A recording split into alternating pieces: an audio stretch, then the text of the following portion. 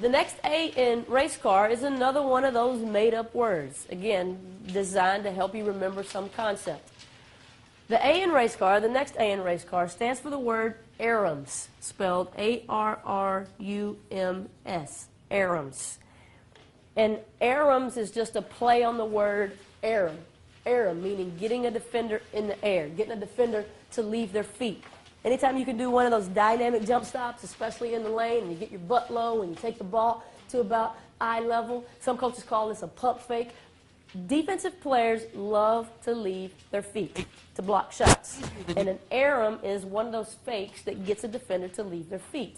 And the great thing about basketball is that when a defender, if you're an offensive player at least, the great thing is when a defender leaves their feet to block a shot or to block a pass, they're completely defenseless. You can lean into them and get a foul or get an and one. All kinds of passing angles open up. They take themselves out of position. A lot of times you can create space and time to get your shot off. When a defensive player leaves their feet, they're defenseless. You've got them. And the great thing about basketball is defensive players love to leave their feet. It's been that way since basketball was invented, and it's going to be that way until the end of time. You should use that to your advantage. Over and over again, you should be looking for opportunities to make defenders leave their feet. And they're very willing to do it. You just got to give them a chance. You just got to give them a chance to get up off the ground. And that's why I think that the reason players like to leave their feet is they may block a shot about one time out of every 20 times they leave their feet to try to block a shot. And they're going to forget about, because that one time out of 20 is going to feel so good to them. It's going to feel so great when the crowd goes crazy and they slap that ball and it goes out of bounds and everybody's oohing and ahhing for them. That feeling is going to feel so good to them that they're going to forget about the other 19 times when they didn't block a shot. They did something bad that hurt their team.